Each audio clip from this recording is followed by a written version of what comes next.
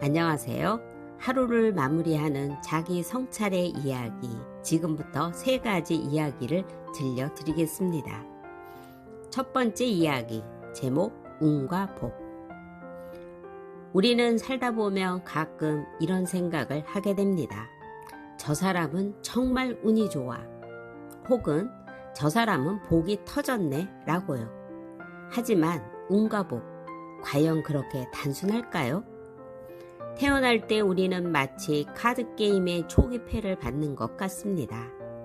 어떤 부모님 밑에서 태어날지, 어떤 건강과 재능을 타고날지, 이 모든 것이 우리의 첫 번째 운이죠. 좋은 대학에 쉽게 들어간 친구, 화장품 없이도 빛나는 피부를 가진 지인, 갑자기 복권에 당첨된 동료, 이 모든 것들이 운의 영역입니다. 그렇다면 복은 무엇일까요? 복은 우리가 정성스럽게 가꾸는 정원과 같습니다. 열심히 일해서 얻은 성과, 꾸준히 운동해서 다듬은 건강한 몸, 정성을 들여 쌓아온 신뢰관계, 이 모든 것이 바로 복이에요. 우리는 종종 연예인들을 보며 그냥 타고났구나 라고 생각합니다. 하지만 그들의 화려한 데뷔 뒤에는 7년, 때로는 10년의 긴 준비기간이 있었다는 걸 아시나요? 새벽 4시에 일어나 연습하고 추운 지하 연습실에서 땀 흘리며 춤을 추고 목이 쉬어가며 노래를 불렀던 그들의 이야기. 타고난 재능에 끝없는 노력을 해서 복을 쌓아 올린 거죠. 지금부터 복을 쌓는 3가지 작은 비밀을 알려드리겠습니다. 첫째, 출근길에 경비원 아저씨께 건네는 따뜻한 인사. 누군가를 위해 잡아주는 엘리베이터문. 이런 작은 행동들이 여러분의 복이 됩니다. 둘째는 꾸준함의 마법이에요. 일주일에 3번 30분 걷기, 매일 10분 독서, 일주일에 1번 새로운 요리 시도 등 거창할 필요 없어요. 작지만 꾸준한 것이 복의 비결입니다. 셋째, 감사의 습관이에요. 퇴근길에 오늘 있었던 좋은 일 3가지를 떠올려 보세요. 감사하는 마음이 더 많은 복을 불러옵니다. 재미있는 건 운과 복은 서로 영향을 준다는 거예요. 복을 쌓다 보면 주변에서 너 운이 좋다 라는 말을 듣게 될 거예요. 음식점에서 잘못된 메뉴가 나왔을 때 화내는 대신 웃으며 받아들이는 따뜻한 태도, 이것이 바로 복을 만드는 순간입니다. 운은 기회를 주지만 기회는 노력을 통해 복으로 바뀐다고 합니다. 우리 모두 태어날 때 받은 운은 다르지만 복은 우리 손에 달려 있어요. 오늘 하루 여러분은 어떤 복을 쌓으실 건가요?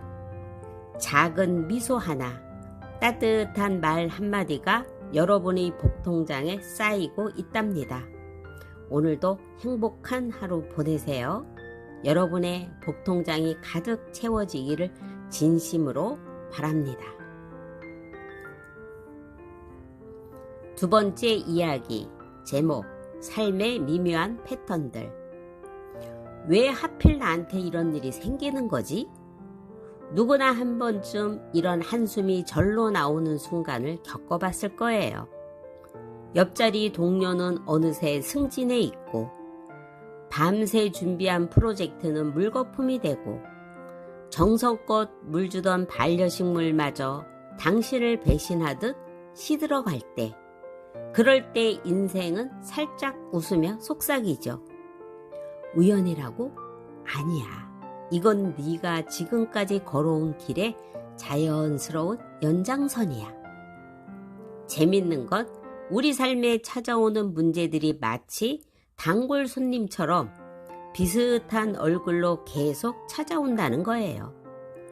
회사를 3번 옮겼는데 3번 모두 상사와 티격태격 했다거나, 사귀는 사람마다 입을 모아 너는 마음을 잘 표현하지 않아 라고 말한다면 단순한 우연일까요?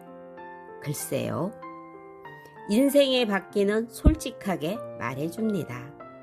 똑같은 방식으로 계속 살면 똑같은 문제가 영원히 너의 곁을 맴돌 거야.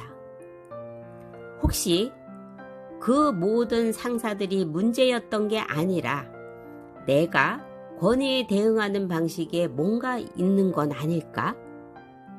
모든 연인들이 틀린 게 아니라 내가 사랑을 표현하는 언어가 좀 서툴렀던 건 아닐까? 이럴 때 우리에게 필요한 건 뭘까요? 바로 변화예요. 그것도 아주 작은 변화요. 이 상황 왠지 익숙한데? 이런 느낌이 드는 순간이 바로 황금 같은 기회랍니다. 그 미묘한 데자뷰를 느꼈다면 바로 그때 평소와 다르게 대응해 보세요. 상사가 같은 말투로 지적할 것 같을 때 평소와 다르게 대응해 보고, 연인에게 평소라면 절대 하지 않았을 방식으로 마음을 표현해 보는 거예요. 변화가 꼭 거창할 필요는 없어요. 오늘 아침 늘 가던 길 대신 조금 돌아가는 길로 출근해 보는 것도 변화고, 불평하려다 그래도 감사한 건 이라고 문장을 바꿔보는 것도 소중한 변화랍니다. 30대는 참 묘한 시기예요. 이제 우리는 어렴풋이 자신의 패턴을 알아챌 만큼 살았거든요. 이런 상황에서 나는 보통 이렇게 반응하지 라는 자기 이해가 생기기 시작하는 시기죠. 이런 자기 인식은 사실 엄청난 선물이에요. 왜냐고요? 알아차렸다면 바꿀 수 있으니까요. 오늘 잠시 커피 한 잔을 마시며 자신에게 물어보세요. 나 요즘 같은 실수를 또 반복하고 있니? 아니면 뭔가 새로운 방법을 찾아보려 노력하고 있니? 자, 이제 변화의 마법을 부려볼까요? 몇 가지 재미있는 방법을 소개해 드릴게요. 일주일에 한 번 평소에 나를 살짝 배신해 보세요. 늘 가던 그 카페 대신 한 번도 안 간 새로운 곳에 발을 들여놓거나, 항상 바빠서 라고 거절하던 동료의 점심 제안에 좋아, 가자 라고 답해보는 거예요. 가슴이 답답하거나 불편한 감정이 올라올 때 잠시 호흡을 고르고 이게 정확히 왜 불편하지? 라고 스스로에게 물어보세요. 그 대답 속에 당신의 패턴을 풀어줄 열쇠가 숨어 있을 거예요. 오늘 하루만이라도 모든 상황에 그래도 다행인 건 이라는 마법의 문장을 붙여보세요. 버스를 놓쳤다면 그래도 다행인 건 다음 버스를 기다리는 동안 좋아하는 팟캐스트를 들을 시간이 생겼네. 이렇게요. 우리는 모두 더 행복해지기 위해 이 복잡한 세상을 헤엄치고 있잖아요. 그러려면 인생이라는 바퀴를 우리가 원하는 방향으로 살짝 틀어주는 법을 알아야 해요. 오늘부터 아주 작은 변화를 시작해보면 어떨까요?